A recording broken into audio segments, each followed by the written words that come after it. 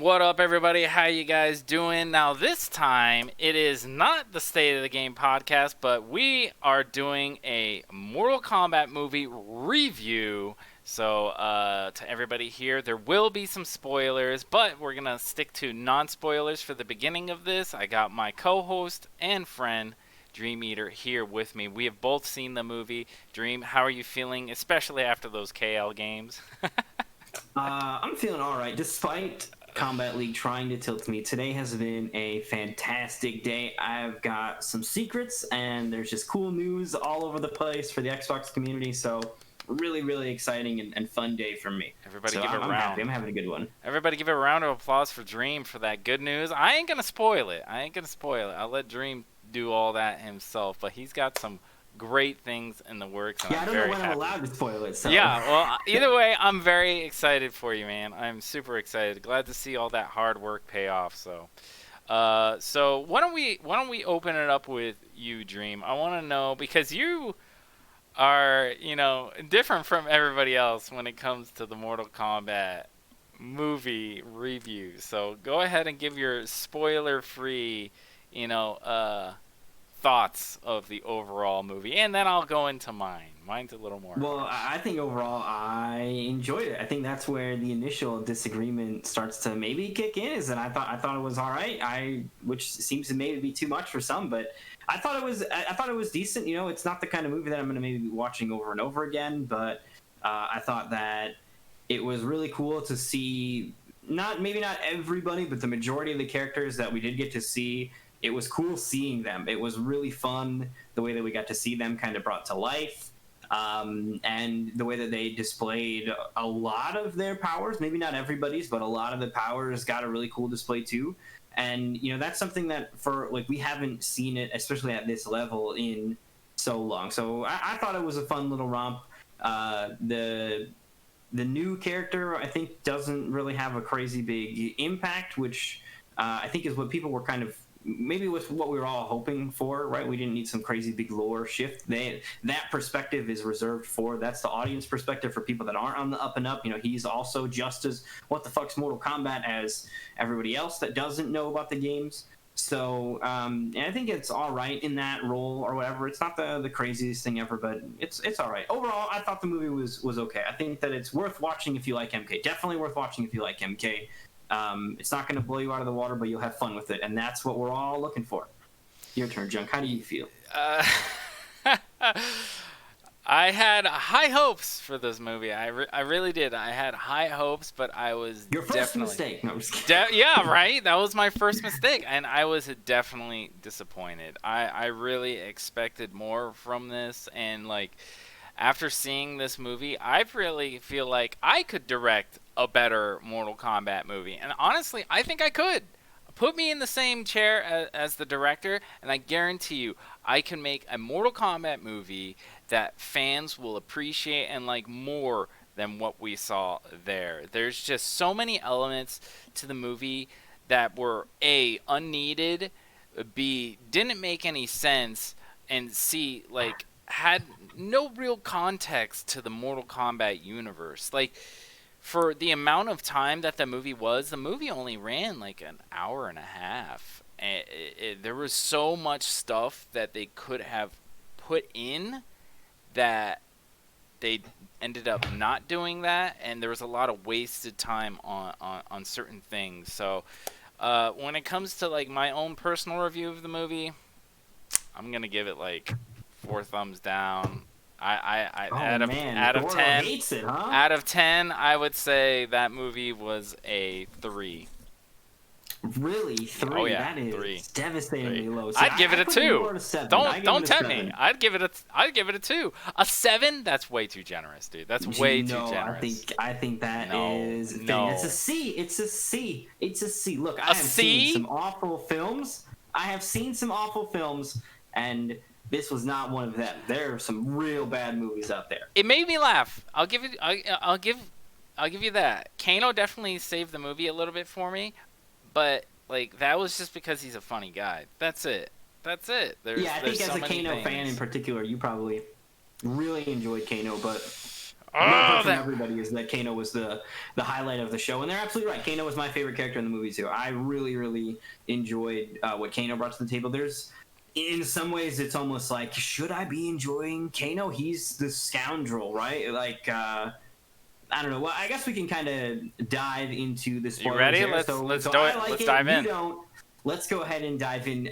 Let's do it. One big spoiler, I guess, kind of right out of the gate, and one of the main gripes, and also something that comes up early on. So first fight, I think we should kind of maybe go through this fight by fight, is the fight scene that a lot of us had seen already before the movie came out, Scorpion versus Sub-Zero. Great scene. How did you feel about that scene, that Honestly, opening scene? yeah, no, like the movie started off great. I loved the direction it was going with like the whole Scorpion background and Sub-Zero. Mm-hmm. I loved it. That was a really good start, and the show that he actually like how he used the kunai and he tied the rope and it showed how like basically his spear came to life. I mean, that's a real fighting style using that, but like Mm-hmm. it was just nice to see and having a little bit more little background for Scorpion, why and how he became Scorpion. I think it was really good for like new fans and returning fans to see that in the movie. Yeah, I really enjoyed that part. I thought that it was cool to get it in like the authentic languages. Even the interesting part of like, so Sub Zero spoke both Japanese and Chinese because he was speaking to Scorpion's son as well. He was Yeah. like taunting him a little bit.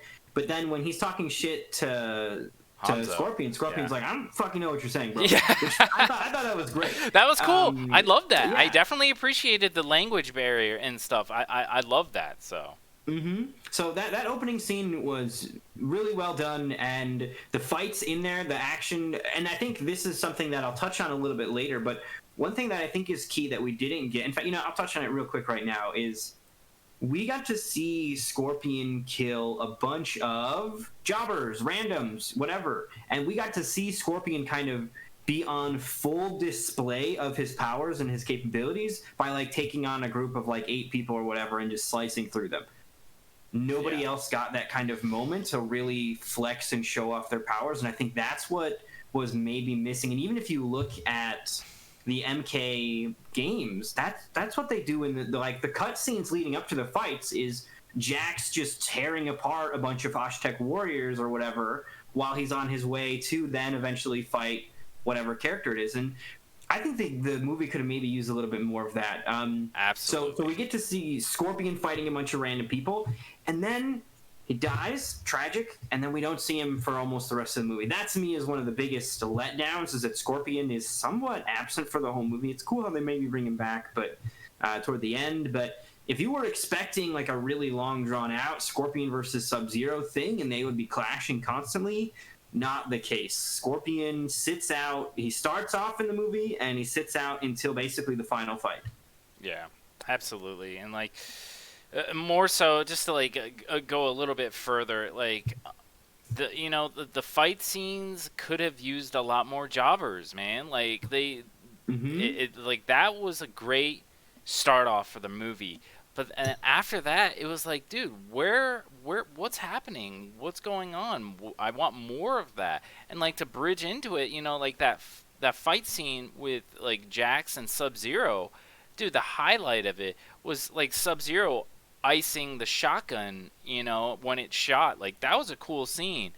But Mm-hmm. there's just like these little moments that are really cool, and then it's in my opinion. I know you like the movie, but in my opinion, there are these little moments that are really cool, and then the rest is just not so good. Like and the fight scenes could have been way better. Like the way that they were shot, I think could have been way different if it was a little more not cut edited. Like Mm-hmm. hit and then goes to another scene, hit. You can kind of tell that like they were like kind of cutting corners when it came to the fight scenes instead of like having like just one stable camera and it's like a whole section of fighting. It's like fully rehearsed and stuff, because I've seen a lot of fighting movies and like it's way it's way better when it's like a full scene. There's not like cuts in it, and you get to see Mm-hmm. them move throughout the entire fight. So like I wish there was more of it, but sadly there wasn't. Yeah, so I think then after we kind of lose Scorpion for the majority of the movie, he is in most parts. I guess you could maybe even argue that his role or carrying the bloodline on or whatever is transferred over to Cole. We get introduced to Cole, the new character, and that's where we also get a little bit about like the birthmark, which is I think that's the first sort of like as a Mortal Kombat fan. What do you mean birthmark? You know what I mean? Like that's a thing where we all like that is new, and they lean further into that, and when they later on expound upon that, in that like, oh, that's how you unlock your power. So they've done, I guess, there's a couple things that they've done that the games never bothered to do because like who cares? It's a video game, and it's they've decided to explain how you get summoned into the tournament. That wasn't a thing before that you needed some sort of marking to be a part of the tournament, right? You could just be an Earthrealm champion and you were brought there. Sonya didn't have to steal the mark or whatever bullshit. So that is the first thing, and then the other thing that it ended up introducing is man, I lost my train of thought. Forgot something. But the birthmark. Oh yeah, the weird transfer. Oh yeah, the whole the thing they're trying to do is the Arcana, and like. So they're trying to explain why these characters have special powers. In the game, nobody cares that the character can shoot fireballs. Right. Like that's just he shoots fireballs, cool. But in this, they've justified it. They've wrapped it up around this birthmark tattoo, which they then kind of hold out on, like, oh well, Sonya doesn't have one, so she doesn't have any powers, and that's later on how Kano gets his laser because it comes from that. So they really lean into that. Giving people access to their powers. I guess they don't do it for the villains. Like no one explains why Melina can teleport or why Cabal is fast. That doesn't end up right, dude. There's so many like plot holes. Okay, all right. So just to give us a little foundation, do you want to keep finishing on the fight scenes? Because Arcana, I can go for days on. Yeah, we'll talk about the Arcana a little bit later. So, so the next fight scene that comes up, which I enjoyed this fight scene as well. The Jax vs Sub-Zero fight scene. Okay. The Jax vs Sub-Zero one is after we meet Cole. Jax and Sub-Zero fight. I thought that fight scene wasn't terrible. It had the cool moment of freezing the shotgun. Jax losing his arms is a cool looking scene. You know, it's gory. That's kind of what, in some ways, many of us are looking to see some of the gore. It doesn't need to be crazy, but some of the gore has been pretty good. That is definitely one of those moments. And I like that fight scene was a little bit drawn out. There were upper hands kind of shifted back and forth. Some of the fight scenes later on seemed maybe shorter, but that fight scene had a little bit extra length to it, and then had like that big finish. So I actually enjoyed the Jax for Sub-Zero one, but then we do run into our next one, and that is when Reptile shows up, and I did not like Reptile. That's the thing. It wasn't technically Reptile. Yeah, so for me, if I didn't like the creature was cool, but it wasn't like it's not a good enough representation of Reptile. You know what I mean? Like to me, Reptile's got to be more of a human-y ninja that does fighting, not like an actual lizard that's just big. So that was the Reptile fight scene, which was kind of interesting because they all had to kind of band together to figure out how to fight something they'd never seen before. But it didn't really blow me away. What did you think about the Reptile scene? To go back real quick, the Jax for Sub-Zero, why the fuck was that whole place icicled over? Like, what? Why? Why? How? Sub-Zero brought the snow with him. Bro, right? Get the fuck... I don't know. That was a little too much. Like, everything's just iced up. He did that in, like, a map. What was the point? Like, what was the point? Anyways... it doesn't help him, right? Like giving away his present. It was like trying to make the scene, make the look of the room, make it like more scary. But I didn't get that. I was more confused at like why is this whole place iced over? Like I don't get it. But going over to the Reptile, I liked that like it technically wasn't Reptile, so like maybe for the next movie they can actually introduce the real Reptile. They called it something else. I forgot what the what was they the called name. It Sizoth, but that's Reptile's name. Right, but that's why they called it Sizoth. So in the next movie, if there is a next movie, they can use the name Reptile instead of just calling him, whatever they did. So there was a little bit of a getaway. I thought that was one of the best fight scenes in the movie. You got to see a lot of like Sizoth, aka Reptile's abilities. He used the tongue, he used the acid, he used his invisibility, so that was cool. I thought it was I thought it was a little much with the whole knife, and like Cole throws a knife and Sonya does like the spinning. Dude, Sonya was like a lot stronger but she was just like a lot stronger of a character. and yet she didn't have an Arcana. Like, what is going on? I don't get that. Well, I think But that's kind of the point in some ways, is that Sonya's a badass despite not having one. I think that's what they were kind of trying to get across. a badass that lives in a trailer park? What the fuck? Like, I mean, it's a badass trailer park with like a secret basement. why is she in like, a trailer park? Where's her fucking special forces background? What is going on? Like, that's all just her undercover layer. Like, that's no not where way, she actually dude. lived. They should have given more background, and that's my opinion. They should have given more background, a little bit more. You don't need to branch out. You could have just introduced her, like, at the military base. Having saluting. She's a fucking a captain of a team or something like that. She knows Jax. Like, I don't get it, but like, moving on. So, I don't want more backstory. That to me, that backstory means if it's an introduction, my opinion, if it's an introduction, I don't care about we that need either. a little bit for for the audience that doesn't know. I want fight more too. I want more fighting as well. But like, I don't know. Nah, fuck them. So then we also get our first fatality. Kano does the heart rip fatality, classic one, which is cool. I'm glad that they decided to go with like the fatality kind of thing. That scene was fun. Overall, pretty decent. Then they do some heebie-jeebie bullshit to get over to Raiden's temple. Doesn't make a lot of sense. But I think that's one of those kind of things where it's like, I don't care. I don't need all the details on how they navigated over to Raiden's temple. It took them a while to find it or whatever, but they found it. And then they meet Liu Kang and Kung Lao. That whole scene was unneeded.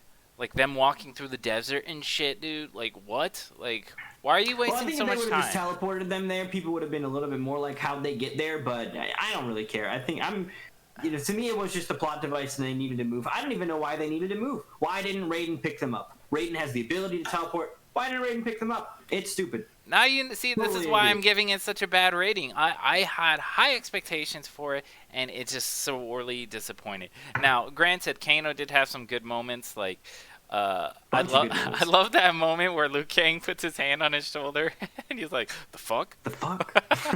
Yeah, like, that got me. That got me. That got me too. The actor for Kano did a great job. But the actors Josh can only Lawson or Jason Lawson, something with the yeah. The actors only can do so much with what the director is telling them. So that's where primarily all of my issues come from with the movie. It's the story and the directing. I mean, I don't care about like the whole scenes. I liked the scenes where they showed Outworld and stuff like that. But one or two of those, was awesome. Yeah, they went to the pit for one of the fight scenes. It looked great. Outworld's whole aesthetic, arguably one of the crimes was that there wasn't enough of it. They spent way too much time hanging out in the temple or whatever. One of the big fight scenes, which is like maybe not the next one, but it is like right after, is when they all fight at the temple. There's two big fight scenes that happen in the temple actually. Mm-hmm. So the temple gets a little kind of overdone. And this is also where one of the other weird plot holes for me comes up is, so Sub-Zero and them, they're at the temple, and Sub-Zero comes and attacks the temple while they're trying to train. Something about Arcana or whatever. They're trying to figure that shit out. And Raiden like puts up this big crazy protection bubble to stop the attack from happening. And there is this genuine like feeling throughout the thing of like what the fuck is Raiden doing? Like, are you all powerful? Why aren't you doing this stuff preemptively? You know what I mean? Like, there's in some ways it's like he wouldn't expect Shang Tsung to try to cheat like this, maybe, but like Shang Tsung's like super evil and you're a god and have a little bit more omnipresence that you should be able to see this shit happening. You know, like I don't understand. Like, it's hard to gauge what the usefulness is of Raiden. He doesn't actually. I guess that's maybe another spoiler kind of briefly. Raiden doesn't have any crazy fight scenes. I don't think Christopher Lambert had a fight scene in the old movies either, but Raiden doesn't have a fight scene in this either. Raiden doesn't throw down with anybody. He maybe shocks some people, but there is no actual like Raiden fight. I don't know, missed opportunity, who knows, but that doesn't end up happening. I think they do. Go ahead. I was gonna say, I think the actor that they got for Raiden was not a very good choice. I feel like they could have done way better, because I always had the impression that like Raiden is this like tall, hulking kind of god figure, and it looked like Liu Kang was fucking taller than him. So like I feel like that was a poor choice in the actors for that. So I agree. I definitely have the impression that Raiden's super tall. I guess I don't really. I mean, I'm a short person, so I guess I don't really try to judge people's heights or whatever. So, but I didn't necessarily mind Raiden or whatever. He was whatever. I think that he wasn't there enough for me to end up disliking him, but looking back, I feel like he could have been more effective. And then eventually, he puts up the big weird protective bubble, which is powered by his staff that he chooses to no longer carry around. He just leaves it in this spot. And then the big turn, we were all waiting for it. Kano's obviously not a good guy. He's been hanging out with the good guys for too long. After he unlocks his Arcana, which is nonsense. We can maybe bitch about Arcana near the end or whatever, because it's a whole weird. Yeah, we'll get into sections. Right now, we're trying to finish up the fight scenes, basically. So yeah, so Kano breaks it, and then we have our first really big fight scene. There's some cool moments in here. There's some letdowns. I guess we'll kind of. I don't necessarily remember the order of the fights, but for me, the biggest letdown is Natara's in the movie. They didn't talk about her much before the movie came out. To me, kind of felt like, oh, secret Natara's here, and she doesn't get to fight at all. They have her kind of fly in. Kung Lao jumps up and then rides her like a skateboard into his hat and kills her, like very, very quickly, and then flawless victory. Like, and that I think the reasoning for that is because they wanted to throw that reference of flawless victory in there. But, like, that's what the jobber fights are for. Kung Lao could have done that to a jobber. Like, the first dude that comes at him, just quick hat toss, cut his head off, flawless victory. Who's next? Like, I love that they like, the scene before that, like, when Sub-Zero first showed up, like, you got to see Kung Lao teleport in. Dude, that was fucking sick. I thought we were going to see more of that. But we didn't. Kung Lao's fight was very quick, and then he doesn't get to have any other fight scenes. We'll get to that in a second, but because there are a bunch of other fights happening at this time. Yeah, in that same scene, it was Natara. Kung Lao versus Natara. It was Melina versus Sonya, and then it was Liu Kang versus Cabal. And Liu. Well, okay, dude, can I just go on this? What the fuck was Reiko, dude? Oh, yeah, Reiko is awful, dude. Who was that? Hashtag not my Reiko. Reiko, to me, was, without a doubt, the biggest, like, not for me. Like, I always preferred his MK4 iteration, and this is a very, very far-flung detachment from that. And, like, they give the character... I don't even know if he fucking says anything. I don't know how many lines he's got. Who the fuck was that? Grunting. And I did not enjoy, nothing against the actor, how they did it. I just did not enjoy the way that they characterized Reiko the scene where Shang Tsung introduced like Cabal and Melina into like the movie, basically, or Cabal, Melina, and Reiko. I was like, my jaw was on the floor. I was like, wait, what? That's Reiko? What? Cabal, right, dude, on the other hand, it was somebody different. I did not believe it was Reiko until the movie said his name. I thought it was just some other jobber. I thought that was our jobber. Is this weird random we've never heard from? Somebody's gonna kill him quick, and kind of they did, but they did the weird. I mean, this is the annihilation problem of like, oh well, everybody that fights has got to be a fighter. So we're gonna have Melina show up and fight and talk fucking zero. And it's like, no, you can't just throw these characters in willy-nilly, because then that lessens the impact of them. If I was the actress that played Natara, I'd be fucking pissed. I had one scene where I like put my hand out to Shang Tsung, and then the next scene I'm flying around like I'm gonna do something badass shit, and then Kung Lao just slices me in half. Yeah, like that scene was cool, but it would have been cool if it was a fight. Like if they fought, exactly. And then she flew around coming in for like a dive bomb, and then Kung Lao did that. But no, it was just like a forced fatality, and I know the fan service is like good and all, but like, dude, it made me cringe a little bit. The whole flawless victory, mentioning fatality, like yeah, they said, not mercy. Necessary. It wasn't necessary. I mean? For like us that are like MK fans, we get it, dude. We know.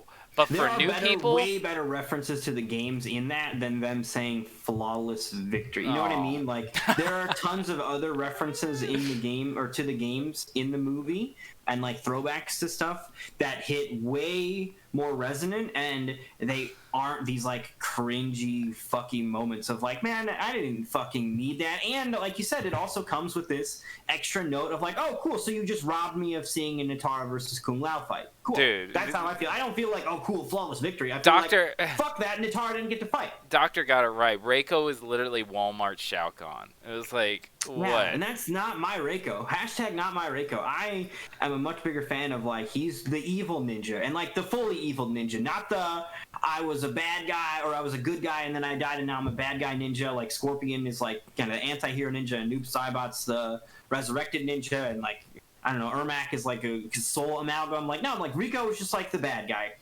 And they took that away. He's not. I don't like Reiko at all in this. Nope. So also though, the Jax vs Reiko fight, I didn't think it was that cool. Like, so these are the fights that are happening around this time. They were short, dude. They were so short. That's the problem with all of these fights. The Cabal vs. Liu, Jax, Reiko, and Sonya Molina is all of them don't have any length to them. The only fight that has any length to this is when, because during this time, I guess real quick, Kano unlocks his Arcana and Cole leaves. I forgot to mention Cole leaves because he can't figure it out, so he leaves. Good. He should have just stayed out of the movie.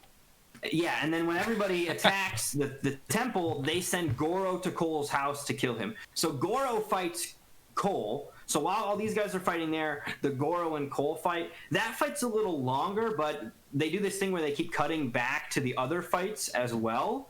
So maybe that fight just feels longer because that one's in a different setting, whereas all the other ones are like, oh, this is at the temple, so they kind of all blur together and they feel short and chopped up because you just get them in their own bits and pieces, whereas like every single one that's at this night set one is, oh, this is definitely the Cole fight. So the Cole and Goro fight happens.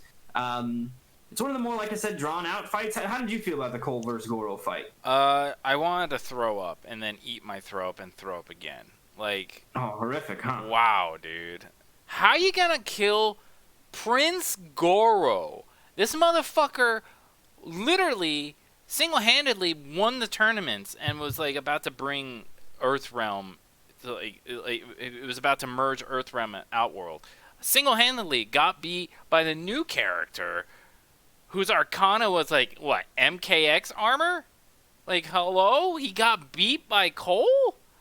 That was fucked up. That his Arcana was cool because to me it was like, he's a punching Cole's bag. Ability, I guess, real quick. Cole does have a superpower just like everybody else, and Cole's ability is he created armor, right? So he has like this armor that he wears. He also created weapons though, and that to me is the more interesting part. That I would think that to me it feels a little bit like Fail. What is it? It was like Cryomancy Sub-Zero or whatever with all the ice daggers and conjured ice axes and stuff, and that's how it feels like for Cole. That yes, he's got those arm blades. He like has these elbow blades that he creates. They're basically like Kobujutsu Tanya is the way that I think of, or if you played Soul Calibur, they're Talim's weapons like that. But I think he could make more than just that. He doesn't have to just have that. So I think that if they, for example, were to bring him into the game, that power was something that they could expand on by giving him, obviously, the ability to maybe make armor, but the ability to also make a handful of different weapons and give him different playstyle. We'll talk about game implications way later. Dude, but, everybody in chat is calling it. This. He had plot armor as his Arcana, dude. Well, yeah. Plot armor is definitely the joke, and I 100% agree. I don't necessarily think that for first fight, he shouldn't have killed Goro, right? I'm not opposed to him killing Goro, but I think he needed to earn it. And I think by earning it, it should have been he fights somebody else, figures out how to use his powers, and then he takes on the big dog. Not like, oh, this is the first time that I'm wielding these weapons. I'm an MMA fighter where we obviously don't train with these. I've never wielded these before. Let me go ahead and use them to kill somebody with twice as many arms as me. Like, I feel like, dude, I feel like you're like literally... you're like literally bringing down the movie yourself as well, even though you gave it like a 7 out of 10, dude. I'm sorry. Because I enjoyed it still. I still had this fun movie watching the majority of it. Garbage. Kano had me laughing the entire time. The majority of the fights were all right, and I liked a lot of the effects or whatever. Some of the fights were a little bit too short, but at least I got to see them. Like, I wanted more. It could have been so much worse. Could have been way more. So much better. No, I mean, it was pretty bad in my opinion. I think it was pretty bad in my opinion. But let's move on to the next fight scene. So let's go over these first next off, few. Also, Lao gets killed. Kung Lao dies. Yes. That's the other big thing. Is during all those fights, Goro gets killed, and then Kung Lao gets killed. Which I don't agree with. Kung Lao. You don't agree with Kung Lao dying? It's the second time he died. He dies in MK9. He's always going to die. He's got to die. I don't agree with it. It was too soon. They should have saved that for like the next movie or something like that. Like, I agree with Why? that. You got to build the love for the people to enjoy Kung Lao, so that so the audience mourns him, right? If you kill him in the first movie, the audience is like, oh well, I guess that guy's dead, and he just feels like a whatever character throwaway. Whereas if you stick him around and you kill him off in the next movie, that does feel a lot more substantial. Of like, oh shit, that's like, I really enjoyed that guy. Now that's my, he's my favorite last one. Now he's dead, but he didn't really get that time to establish himself. I think, of course, they could maybe establish the Revenant Kung Lao. That's still an option. Yeah, right, and dude. in the storyline Please over and don't. over again, so they can maybe do that. Yeah, I don't know. I don't want to see it again, but they could bring him back in that regard, but probably not. WB. But then this is like where they hit the other big plot point is Raiden again fucking teleports them to the void, which is like, why didn't you teleport us there all along to do the training? Why did we have to put ourselves at risk in a place where Shang Tsung could come and kill Kung Lao in the first place when we could just hide in the void the whole time? It's like so pointless that they didn't do that. What was that place anyways? Like, I don't know what it was. It was like the Matrix locker room where you get the weapons before you go out. It was like, what is that? Where the fuck are we? So Raiden's powers are so crazy powerful that it's like, why the fuck are you not using these to prevent all of this way beforehand? You know what I mean? Like, he's so strong that it's like, dude, you could have teleported us faster. You could have XYZ beforehand. You could have seen that coming beforehand. Instead of us making us find this fucking temple, you could have brought us here. Like, all this shit. And then this is the other big weird fucking thing is that after they're in the void and they figure it out, they've all got their arcanas unlocked. They're ready to go. They get soloed out. Yeah. So it's Reiko versus Jax, Melina versus Cole, right? Yep, Sonya versus Kano, and then the Sonya versus Kano. Thank God they did that. They at least did that right. But yeah, that was one of the better fight scenes too. And then they did the Lu and Cabal as well, because Cabal kind of was taunting him while Kung Lao died, so there was a little personal revenge there. But the fact that Raiden can just like decide to put them where they wanted, like that's, I guess from one standpoint you have to say to yourself, Raiden is respecting the rules of the tournament and he didn't want to cheat. If he was going to do, like, what they're doing is theoretically cheating now. They are killing out world champions, which that's, if he's doing that, cheating. Can't he just teleport them away at any point? Like, instead of putting that electric shield, he could have just been like, bye Shang Tsung, zap them away. Like, yeah, Raiden's power set it's just like, it's a Superman flaw in some ways. Why didn't you that guy from the start? Like, what are you doing jumping in front of the bullets when you can just seriously, like, when Kung Lao was getting his soul sucked, I was like, oh, we're gonna see the Liu Kang flying kick. But it never happened. I was like, what the fuck? You just let him die? Like, I was expecting, whoa! Like, not even a fireball. Those 1v1 fights that we get afterward, that's when we finally get our first bicycle kick, and it's kind of lackluster, and it's... those fights were honestly, to me, the most disappointing. Jax gets his arms better and stronger, so he gets the revenge fight on Reiko, and he quickly just kills Reiko. And I feel like that fight could have been a little bit longer. I would have liked some more back and forth. Dude, all these Liu Kang fights versus so Cabal, short. it's a very similar story where it feels like Liu Kang just kind of quickly took the upper hand, hits him with a bicycle kick, and kills him. The Kano versus Sonya fight is properly drawn out. I like that one.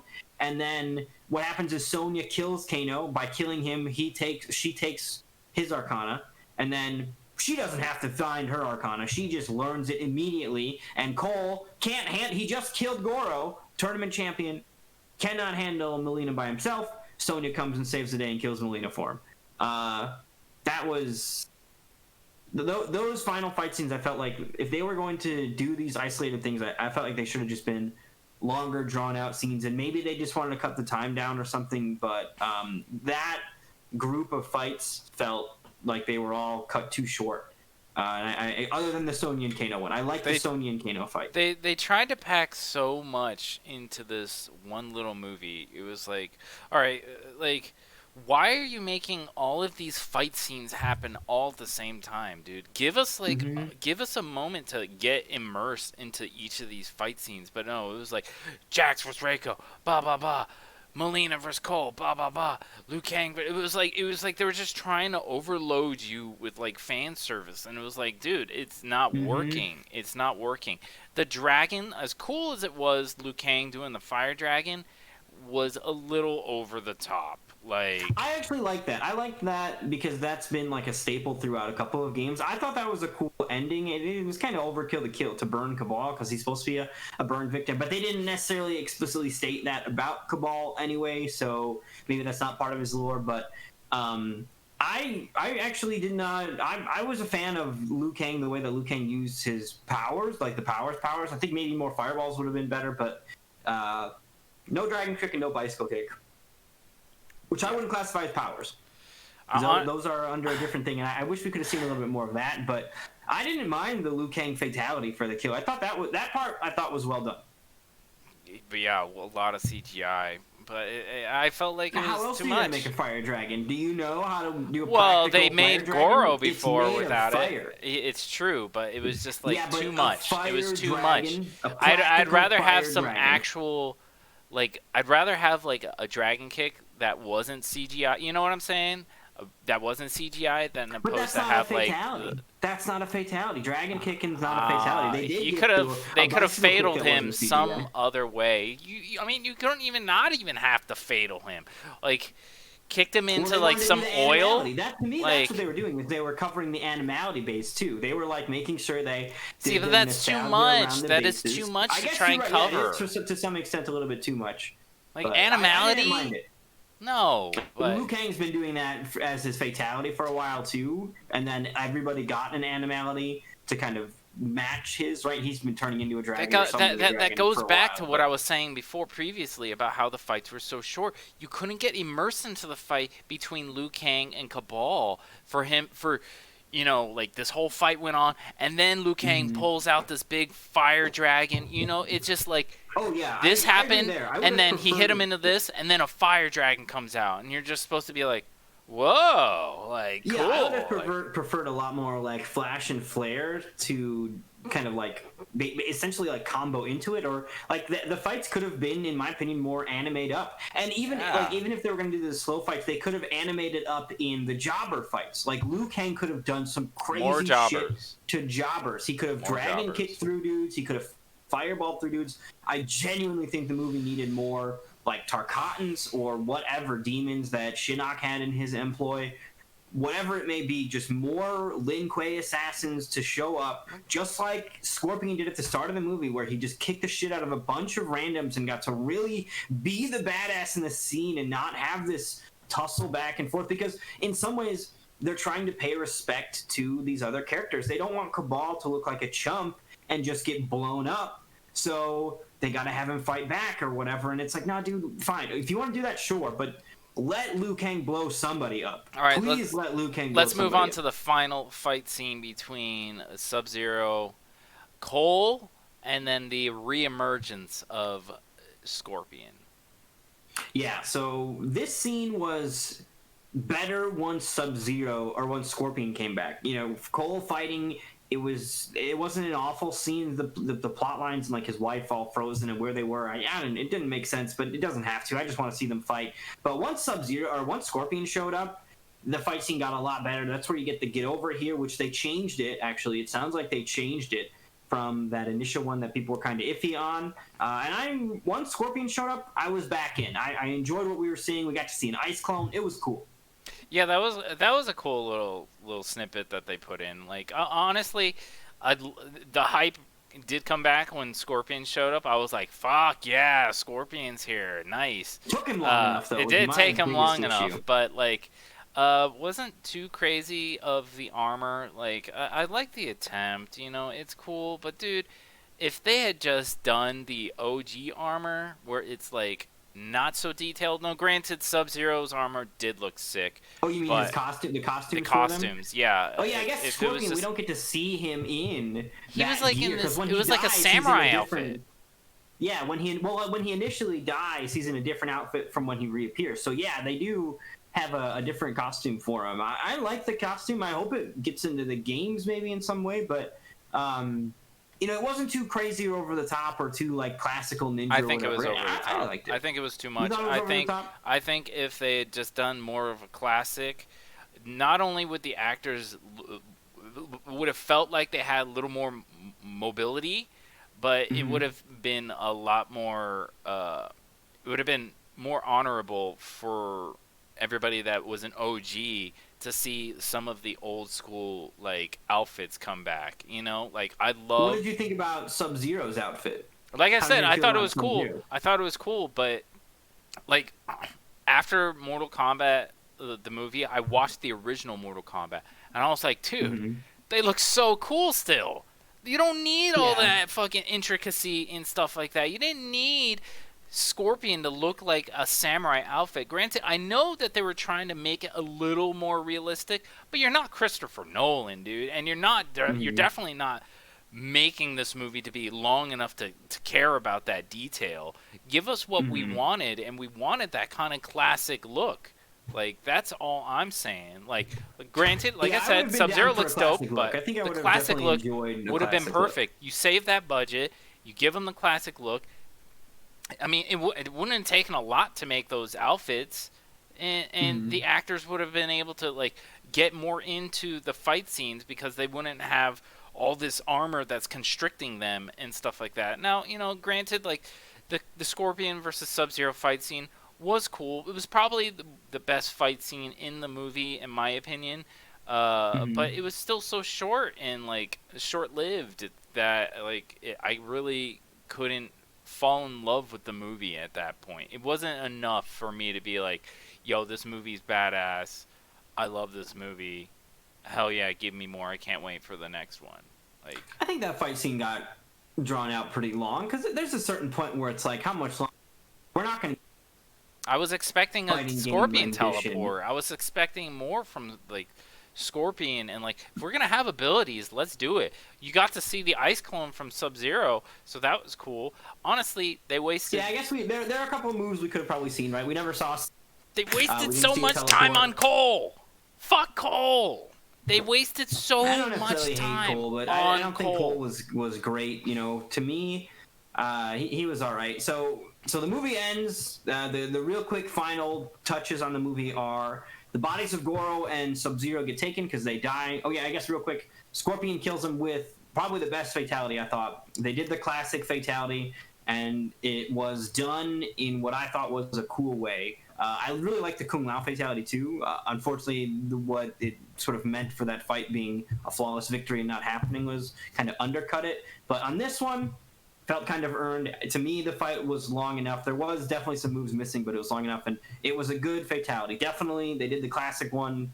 It was a good way That to was kind of correct. cap it Yeah, off. that was So I correct. really enjoyed that. So now you've got a dead Scorpion or a dead Sub-Zero and dead Goro.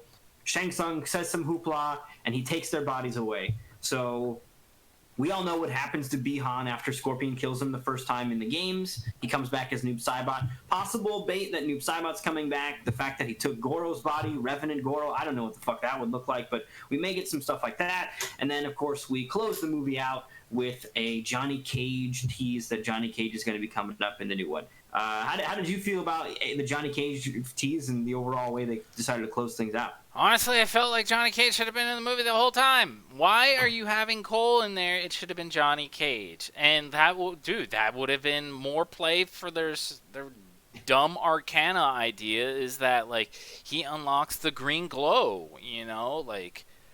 Mm. I mean, like, so I'm ready to sum up my whole. I want to get it all out there, dude. I want to rant about Yeah, I everything. mean, we're at So the end. We've kind of gone okay, over the so movie I'm and the gonna go fight in. scenes. I'm gonna So. go in. First off, characters. Cole, waste of space. Should not have been in the movie. Absolutely done. Kano, the actor was good, but they should have had more emphasis on the rivalry between Kano and Sonya because they hated each other for a long time. Kano's the one that killed Sonya's partner, so We don't that know should have about that been. if that's in this lore. That's not in this. Fuck That's not that, in dude. this. This is Mortal Kombat. That should have been in the lore from the get go. I Kano don't think getting that his needs to Arcana be and there, but letting it okay. be the eye laser, fucking terrible. I hated that. Liu Yeah, I would have Kang, preferred a technologically Sonya summoned should have one.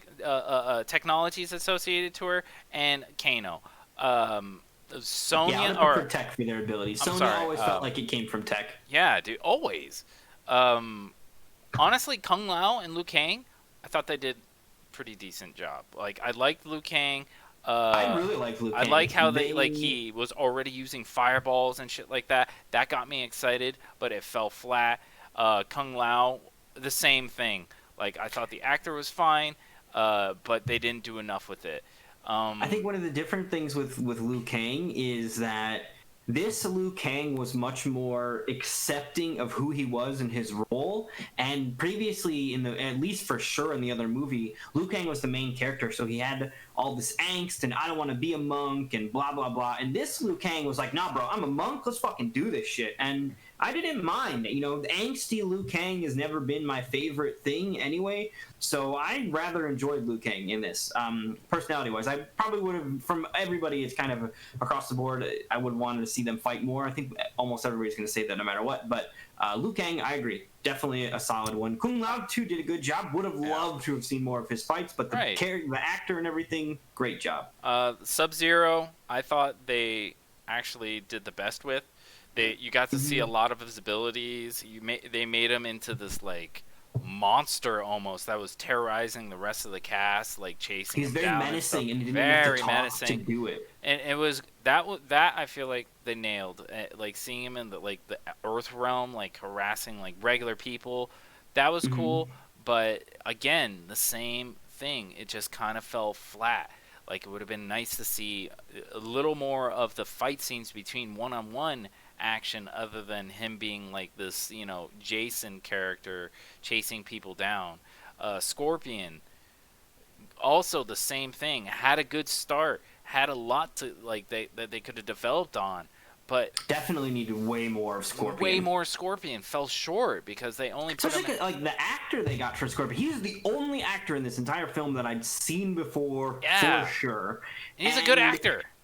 Exactly. He's a great actor. He's got, I'm sure, a long list of shit on his IMDb page, and just did not get to see enough Wasn't of worth him. it. I don't know why. Wasn't worth it.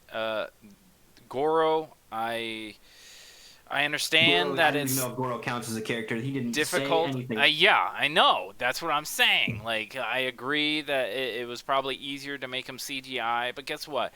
The original Mortal Kombat actually had a puppeteer playing Goro, and because of that, made Goro that much more lifelike. Like, Yeah, that but it was a also made huge. him look puppety and not very menacing when he That has to move that all is stiff and you have way to better than the finesse yourself CGI. into his grasp. That is way better than the CGI. I loved it. I still love it to this day. And the puppeteering, guess what? If they had that back then, they can do way better today. Like I feel I like think practical effects only they go cut so too much far. corners. I think there's a reason why we don't see them. They It's 'cause cut too many corners do in this stall. movie. Cut way too many corners in this movie. Melina, why do you have Melina without having Katana?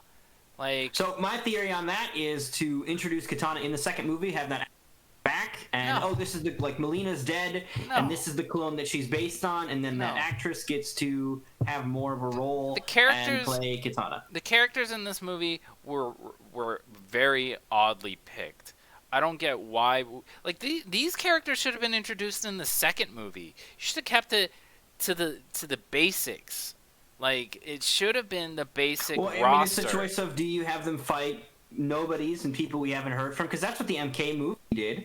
Like, Goro kills Johnny Cage's friend we've never heard from, and Sonya fights that dude or like Liu Kang, I think it's Liu Kang, fights that guy that does like the tiger growling or whatever. Like, who the fuck is that guy? I don't fucking know who that guy is. Jobbers. That's that. Yeah. We needed more jobbers in this movie.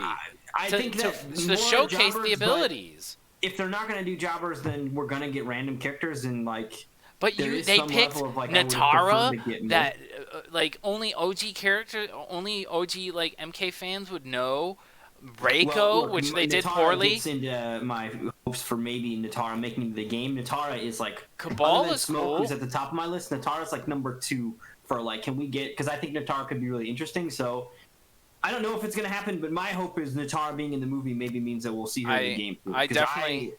I don't know. Yeah. They're too silent, but I would love to somehow see like a movie pack of Cole, Natara, No. and not Rico, but No, probably dude, Rico. dude. I mean, who other 3 characters can we put in? Maybe Reptile instead. But I don't want that Reptile. No never way. Cole, dude. Never Cole. And then I think Cole would be fine in the games. Cole would be fine in the games. We're gonna have to accept that Cole is gonna be part of the universe to some extent. Nope. I don't know why they were even introducing a new character. You don't need to be the role. You of the have audience. so like, you have to many have characters.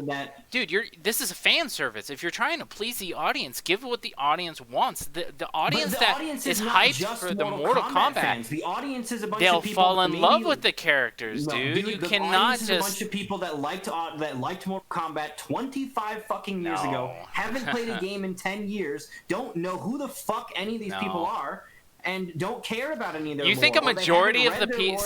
you're already assuming that a majority of the people don't know anything about Mortal Kombat. Dude, even the most layman person, knows what Mortal Kombat is. And they know who Scorpion and Sub-Zero are. And they sure as fuck don't give a shit if they got it But that's why wrong. you get introduced into the layman lore. doesn't know that Kano killed Sonya's partner. The layman doesn't That's give why a fuck little synopsis, a about little that. thing would have helped. Or even just one comment. Oh, yeah, fuck, Kano. He killed my partner. Oh, now I know why Sonya doesn't like Kano. It's simply put like that. They fucked up with the story. They did a terrible job. This movie was absolutely not what the fans were expecting. The reason for Cole is that Cole has to play the role of the people that don't know what's going on. Like it or not, there are people that watch this movie that don't know much about Mortal Kombat. Even from the simple fact of like, I'm going to watch this with my girlfriend or significant other or whatever, who is only going to watch this because I want to watch this. And they don't know about Mortal Kombat, but I do. And that would be the role, because the fact that they have to spell out what the Mortal Kombat tournament is, they explain it to Cole, which is them by proxy explaining it to the people that don't know what MK is. I know what the tournament is. They didn't even do the tournament, but I know what the tournament is. I know why they fight. I know that they've already won 9 in a row. I already know all of that shit. I don't need the movie to say that to me. I don't think so. For example, know that Kano killed Sonya's partner. I don't need the movie to be like, oh yeah, Kano killed it. I don't need them to do that. I know that shit.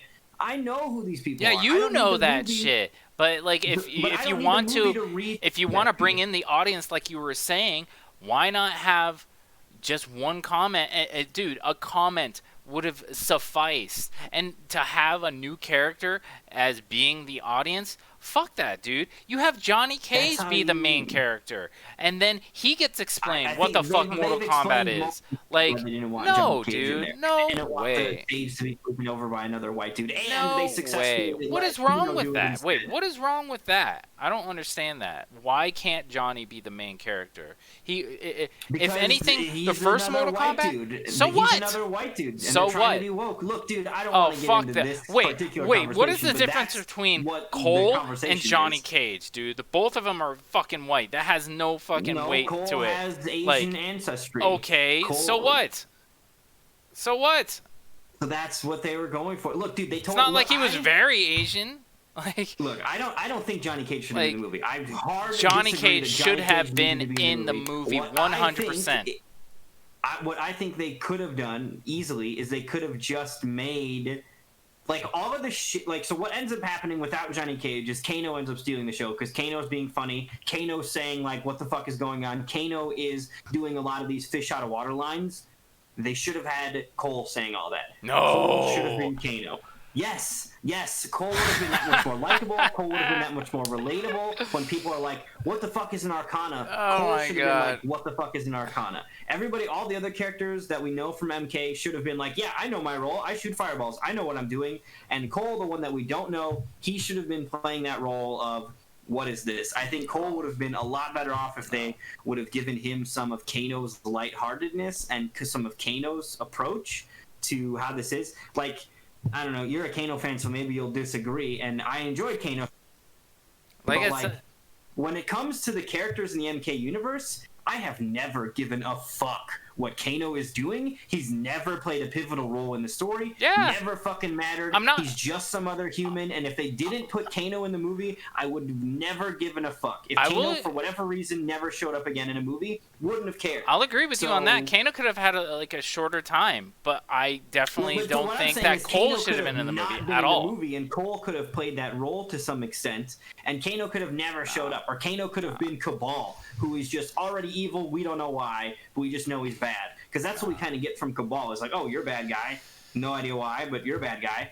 So I think Cole would have been a lot more likable if he would have had the response that Kano was given by. Kano basically was the fish out of water. I don't know what this is. I don't know what this power is going to be. You know, the excitement when he gets his Arcana, he thinks it's all cool or whatever. Like, that's all stuff that they could have.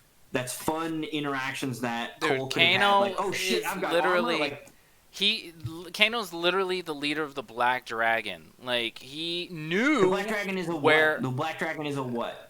He knew where the temple was. To the lore. It's nothingness to the lore. Yeah, but Raiden. Yeah, but he mentioned it, like, and even Cabal mentioned it like it was a big deal. So it's obviously got some weight to it. So yeah, but him being the leader of the either way, it's never had any weight to it. That's not the point. The point I'm making. The point that I'm making is Kano had a lot of knowledge already to him. So him being surprised by some of these things, even though it was funny, was just a little. It didn't make sense.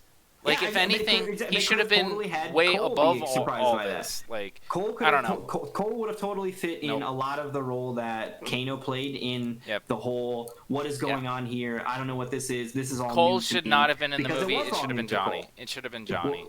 I disagree 100%. With that. I like the idea of new characters and them flexing and dude, like, trying this is to Mortal Kombat. I think we have enough fucking characters that we can make a story great without having to introduce some new dude. And every other fighting game we did not need introduces new characters. It's not. We don't want to just be. We're not talking about that. We're talking about Mortal Kombat. We have enough characters, and guess what? They didn't do that in the other Street Fighter. Well, the Street Fighter movies were bad, so those are bad examples. But they didn't introduce any new people. I don't mind new characters, is all I'm saying. I understand that, but it would have been cool maybe in the second movie to introduce somebody else. And it didn't end up becoming Takeda. He was just some dude that had, scorpions. Why would you do that to Takeda? Why would you even do that to us in the first place? Have a new character that has no meaning whatsoever.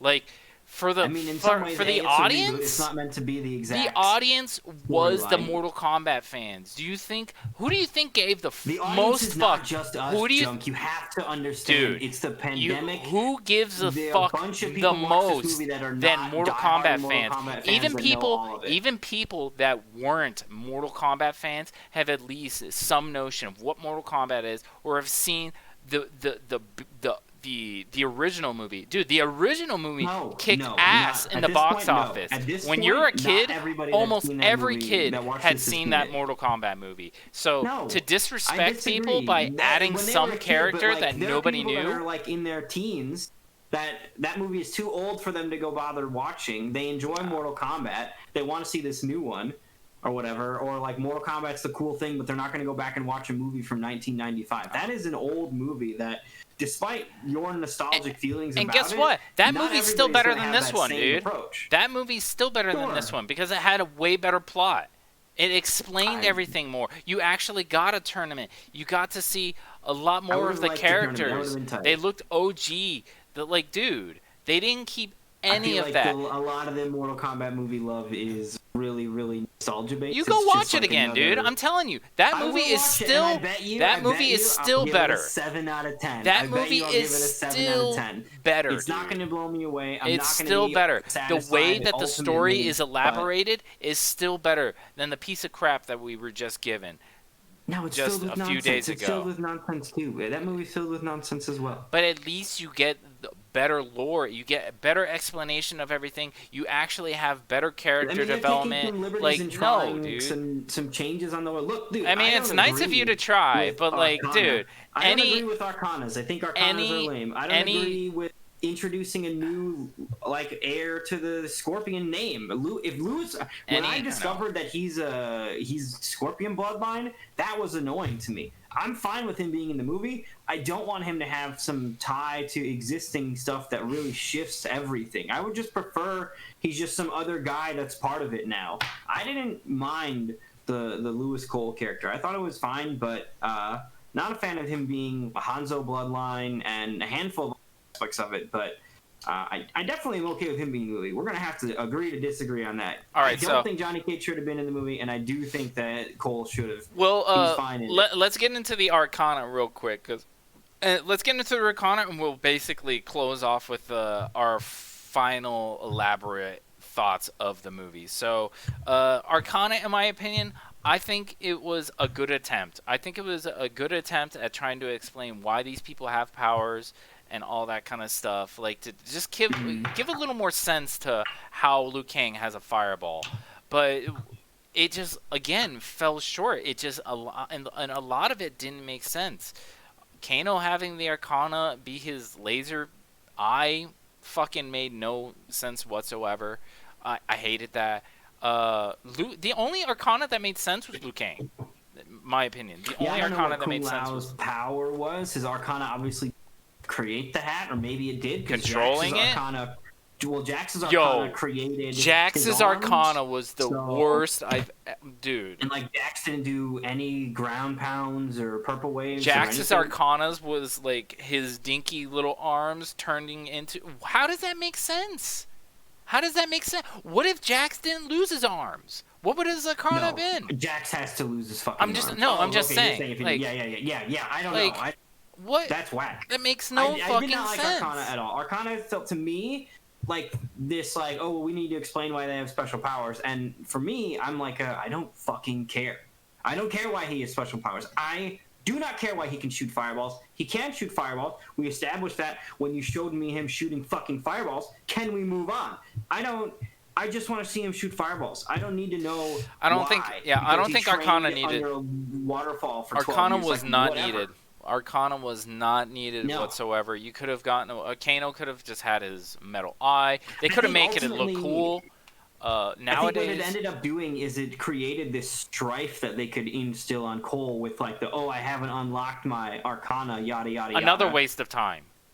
Sure, yes, and then it also created the weird outcast nature of Sonya because you're not another stupid thing. She just took down basically Kano in the desert, like fucked him up, and she doesn't have a fucking Arcana. What? It's all the Arcana aspect of it. I felt like that was such a weird thing, like the whole being chosen by the birthmark or whatever. It was do all those other people have Arcana markings, like Cabal, Sub-Zero, Melina? Well, that's the thing. They're just Outworld people or whatever. They're not even part of the right, like. So if they don't have Arcana, why do the other people have Arcana and need Arcana? See, that's another thing that's just like the Arcana didn't make sense. Yeah, see, like they don't explain why Melina can teleport, and I'm totally okay with Melina having magic powers and not knowing why.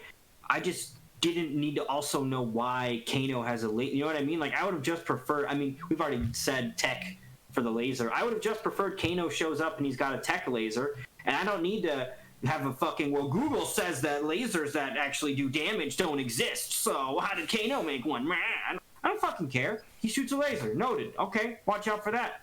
Like, that's it. I don't. The Arcana was so weird, and it's like their way of explaining away how these people have powers. And to me, I don't care. I don't care how the mutants became mutants in X-Men. I don't care how Spider-Man got bit by a spider. I don't care about any of that shit. Backstory is important, but it was just not needed in this. To some extent, I don't know. Have they shown Tom Holland hasn't been bit by a spider, right? They didn't show us that movie. I haven't seen those.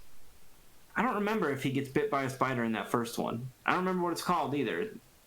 I don't remember what happens. Far From Home is the most recent one, but I don't know. If they show Tom Holland getting bit by a spider again, because I know he shows up in the Avengers stuff. And he's just already Spider-Man in the MCU. And that's what I prefer, the idea of, like, this guy, Spider-Man, you all fucking know Spider-Man. We don't need to explain it to you. this is Spider-Man. See, but That's the way I that's prefer it to basically be. what I was getting at with Mortal Kombat, dude. Most of the people that are going to see this movie are already hyped about it because they already know what Mortal Kombat is. You didn't need to have like the new character or any of that other bullshit that they added.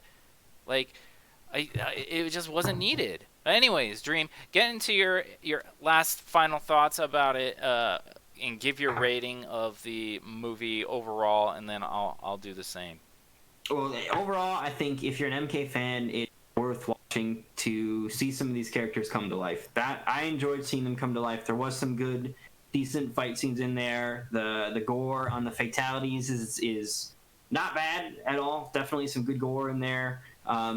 You know, this is, in my opinion, one of the definite reasons to support this movie is that they've already said that if this does well, they'll do more. And I would love to see them expand upon and explore this more. Yes, they'll probably need to make some changes and some shifts and some adjustments with the feedback that we're giving here. But all in all, I want to see more of this. I want to see more of it. I think you guys should see it. I think people should support the movie. If you enjoy Mortal Kombat, you'll get a kick out of the movie. I don't think this is the, I'm going to watch this every night before bed or every day when I get home from school/work. But if you haven't seen it, I do recommend watching it. At least once, at least taking a view of it, because it is interesting and it's cool to see those characters kind of brought to life. And I hope that we get to see more. You know, they've already signed on for more, it sounds like, or whatever. So I'm really looking forward to what they can do and continuing to keep Mortal Kombat in the spotlight. I love this franchise. I love this universe. I want more. 7 out of 10. Which is good. Not bad, but that's a C. That's not bad. A 7 out of 10. Can you believe that? A 7 out of 10, dude. I gave this movie a fucking 3. A 3, and definitely deserved a 3. They had a good start with the Sub-Zero Scorpion backstory. This movie fell short in so many places. Did not need Cole as a character. Could have easily gotten away with having the new character, or having the character be Johnny and him playing as the audience. Like, oh, I'm new, I'm the fish out of water, I don't know what's going on. It would have made sense too, because he's a fucking actor. He's gonna be up in the clouds. He's not gonna understand what's going on. He's an actor who's a fighter. So didn't need Cole. Cole was a waste of time. Complete wasted a majority of the movie. Sucked. Didn't like him. The only character that they actually did correct was Sub-Zero. Like, Sub-Zero was great. They did Sub-Zero a lot of justice. But the rest of the characters was fucking justice? goofy. I feel like maybe big Sub-Zero fans who enjoy him as a good guy are like, well, he's behind. He's got to be bad. But either way. Anyway, sorry. Either way, the characters, the actors, they did fine, but the Arcana was a waste. They didn't need Arcana. Nobody gives a fuck about why Liu Kang can shoot fireballs. You could have said, oh, he acquired it through Chi. Whatever. Same with Kung Lao. They should have just had the movie have these people with extraordinary abilities enter a tournament and then go in from there. And then what they could have done is, while they're during the tournament, Johnny Cage doesn't have his abilities, and at the end, boom, he's got the green glow. You know, I love the attempt that they did with trying to have the powers right out the get-go. I love that, but you didn't need the Arcana. More powers. The fight scenes were lackluster. Could have been way better. Needed more fight scenes to like elaborate on all the powers and stuff. I feel like a lot of the people like the powers and having the characters do all that kind of stuff, but how short-lived they were. What we saw Cabal go like twice, that's it. He had the hook swords, Cabal. Like, the characters that they picked were all wrong, dude. I don't see why Melina's in there without even introducing Katana. I don't see why they brought Reiko in there and made him look like a fucking cracked out idiot. Goro dying so easily was just dumb. There was just so many things that this movie did wrong. It had such good potential, and I was praying that this movie was going to be good. Seriously, I was praying, but this is literally along the lines of being worse than Annihilation. In my opinion, I feel super harsh. harsh. was me watching that movie and having my expectations getting crushed, like Jax crushed Draco's head. Like the gore, That was fun. I liked watching Reiko get his head crushed. So, bro, you're too easily like I mean, I guess also I didn't have high expectations. So I had super high expectations. I wanted. I knew this was just gonna be some other shit movie. I want Mortal Kombat to do because well. My roommate offered to let me. I was gonna be content just having not watched it. I want Mortal Kombat to do well, dude. I want them to do good on the story. It didn't. It didn't. So it did not do well. It fell short on so many things, dude. It fell short. You didn't need fucking Cole in this movie, dude. For what Warner Brothers cares about, it did do well. Not really. It beat out Demon Slayer. It did well in the junk box. It did better than Demon Slayer in the theaters, which was released in half of the theaters than it did. It did better. Demon Slayer was released in half of the theaters that Mortal Kombat was, dude. Just wait, all right? Just wait. This fucking movie is gonna be a fucking laugh riot, dude. It's gonna be a fucking joke. It's gonna be a joke, the fact dude. That they already there's no way this movie confirmed that he's been signed on. There for is another no movie. way this movie deserves higher than a fucking 5, dude. I'm sorry, but like dude, I love Mortal Kombat. I think the Mortal Kombat stories were way better, and yeah, they have more time. But dude, why not adapt some of that to it? I'm sorry, but like, dude, they just did a poor job. I don't want to fucking they see wasted. One of those again. If I they want to wasted see that story, that. I'll play that fucking but not game. everybody has played the game and seen those stories. So for us as a fan to see that in a live action would have been amazing. And for new people that hadn't seen that, it would have blown their fucking mind, dude.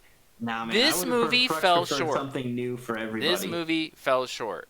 Fell so short. Something new for everybody. Short. I mean, that's fair. You don't have to like it. That's fair. I won't make you watch it with me ever. If I had more thumbs, if I had more fucking thumbs. No, I'm going to watch the movie with my friend today, dude. We're gonna get pizza. Try to give it the knock nodding 6 thumbs down. Fucking 7 if I had another one, dude. 7. Remember, I gave it a 3. This movie fell so short, dude. Disappointed me in so many fucking ways. In fact, like, I would go lower. Jeez, well, I don't like it. I liked it. I think if you like MK, you should watch it at least once. I didn't like it. And guess what? I'm gonna watch it again. So we'll see if my opinion gets a little better. But I expected way fucking. Have you only seen it the one time so far? Yeah.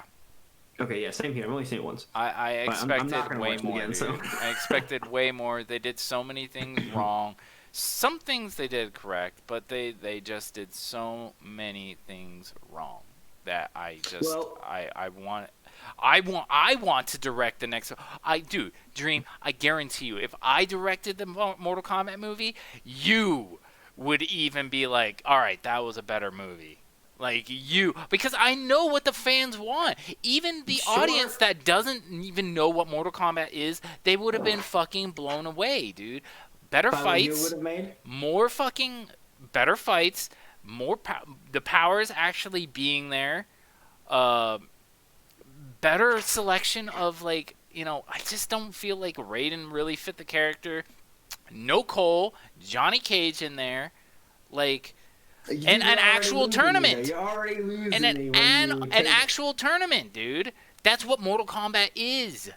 We got Mortal Kombat with no tournament. I think the next movie will be the tournament. I think that you will for the next movie. The tournament must go on. That's when we're gonna get Sub-Zero's gonna be back. The actor that plays him signed on for more films, so Sub-Zero will be back in some capacity, likely as Noob Saibot, which I'm looking forward to that. So, but now it makes no sense. He already killed off a few people. You don't have to watch the sequels either. I guess I'll be watching them. But I don't care about who they killed off. It's Mortal Kombat. They can bring them back because it's Mortal Kombat, and B, who fucking cares? Oh my god. Who cares? I care. Because I care about the integrity of this fucking story because it's one of my favorite fucking stories out there, dude. This fucking plot was absolute dog shit. Long enough, you get to live to garbage. Garbage. That's the tale of Mortal Kombat. It's been around for so long that it eventually is going to go bad. Garbage, dude. This movie fucked shit up, dude. I liked it. 8 in out fact, of 10. 8 in out fact, of 10. You convinced me it's in even fact, more. An 8 out of 10. In fact, dude, this movie this movie is probably going to be the reason why people aren't going to try and do another Mortal Kombat movie. It's going to get that stigma now. I think they're Like, absolutely going to do another Mortal Kombat movie because this movie did, for the most part, and you know well. what? It's probably going to be just as shit if it follows the same suit that this fucking movie did. Because Well, like there are if it so is many things just the that didn't shit, need. I enjoyed that shit. So another 7 out of 10 is more thumbs up from me. I'll take it. Unbelievable, dude. Godzilla was better. Yeah, I'm sure Speed Demon. I never watched Godzilla, but I'm sure it's better than this, dude. And trust me, I was super hyped for this movie, dude. I watched it right when it came out. I wanted, I wanted to love it, but they got so many things wrong that I just can't I can't look past them, dude. I can't. I can't. As a person Unforgivable. that loves Mortal Unforgivable junk Kombat, says. I can't, dude. I don't get how you can give it such a high rating with it being so shite, dude. Like, I can't believe it. I can't believe it. So, I don't know, man. But I think we've basically summed it up. Both of our feelings. Dream over there gave it a 7 out of 10. He almost gave it an 8, which that's laughable. Me, I gave it a 3. Definitely did not enjoy it. I mean, I watched the whole thing, but there were a lot of things that I was sad about.